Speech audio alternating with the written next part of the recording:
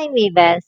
இன்னைக்கு ஜனவரி 17 சிறகடிக்க ஆசை சீரியல் என்னாச்சுன்னு சொல்லி பார்க்கலாம்க்கு முன்னாடி சேனல் சப்ஸ்கிரைப் பண்ணாதவங்க மறக்காம சப்ஸ்கிரைப் பண்ணுங்க. இன்னைக்கு என்ன அப்படின்னு சொல்லி பார்த்தீங்கன்னா, இங்கே வந்து முத்து வந்து மீனாக்கு கால் பண்ணி பெர்மிஷன் கேட்குறாருல. அப்போ மீனா ஒன்று சொல்கிறாங்க. அவர் பாட்டுக்கு என்னென்னமோ பேசிட்டு, சரி மீனா சரி மீனா நான் என் ஃப்ரெண்ட்ஸ் கூட ஜாலியாக இருந்துட்டு வந்துடுறேன் அப்படி சொல்லிட்டு ஃபோனை வச்சுட்டு ஓடிடுறாரு. இப்போ மீனா கிட்ட வந்து அவங்க அவங்க கூட இருக்கிற ஃப்ரெண்ட்ஸ் எல்லாம் சேர்ந்து, இன்னைக்கு மட்டும் குடிச்சிட்டு வந்தானே நீ நல்லா சண்டை போட்டுற மீனா, ஒரு வாட்டி விட்டு விட்டுறானா அவ்வளோதான் அப்படின்னு சொல்லிட்டு அவங்க ஒரு பக்கம் ஏற்றி விடுறாங்க.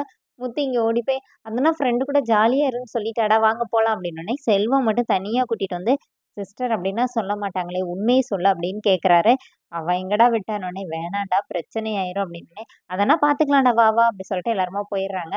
இங்கே என்ன ஆகுதுன்னா, ரோகிணி வந்து ரொம்ப பல்லு வலியில் உட்காந்துருக்குறாங்க. அப்போ மனோஜ் கேட்குறாரு, ஏன் ரொம்ப பல்லு வலிக்குதானோடனே, இப்போ ரோகிணி ஆமாம் பல்லு பிடுங்கன்னா வலிக்காதான்னு சொல்லி டென்ஷன் ஆகி போய் ரெஸ்ட் ரூம் போகிறாங்க. அப்போ ரோகிணியோட மொபைல் அடிக்குது, ஒரு நம்பர்லேருந்து கால் வருதுன்னு சொல்லி மனோஜ் எடுத்து பேசுறாரு. என்னம்மா நீ இன்னும் வாடகை கொடுக்கலன்னொடனே, என்னது வாடகை கொடுக்கலையா, யாருக்கு வாடகை கொடுக்கணுன்னே அவர் வந்து இந்த மாதிரி பெருங்குளத்தூர்லேருந்து அந்த வீட்டோட ஓனர் பேசுகிறேன்னொடனே, நீ என்ன அவரோட பையனா அப்படின்னு சொல்லிட்டு இவர் மனோஜ் வந்து குழப்பத்திலே பேசிட்டு வச்சுட்டு இப்போ ரோகிணி கிட்ட சொல்லிட்டு, யாருக்கு நீ வாடகை கொடுத்துட்டு இருக்கிற அப்படின்னோடனே, இல்லை என் ஃப்ரெண்டு ஒருத்தி இப்போ அவளுக்கு வேலை இல்லை அதனால 2-3 மாசமா அவளுக்கு நான் தான் வாடகை கொடுத்துட்டு இருக்கிறேன் அப்படின்னோடனே, இப்போ மனோஜ் சொல்றாரு, நீ என்ன என்கிட்ட எதுவுமே உண்மையா சொல்ல மாட்டேங்கிற, சிட்டி கிட்ட காசு வாங்கின சொல்ல மாட்டேங்கிற, பல்லு வலி வந்து சொல்ல மாட்டேங்கிறன்னொடனே இவங்க 2 பேருக்கும் சண்டை வந்துடுது. மனோஜ் அங்கேருந்து போயிடுறாரு.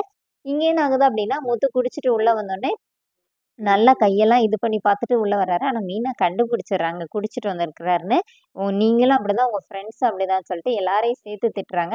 இப்போ முத்து என்ன சொல்றாருன்னா, என் ஃப்ரெண்ட்ஸ் எல்லாம் நீ இதெல்லாம் சொல்லக்கூடாது மீனா, அவங்கக்கிட்ட நீ சாரி சொல்ல அப்படின்னு சொன்னோடனே, மீனா வந்து அதெல்லாம் சொல்ல முடியாது அப்படிங்கிறாங்க. பாயும் தலகாணி எடுத்துட்டு முத்து மாடிக்கு போயிடுறாரு.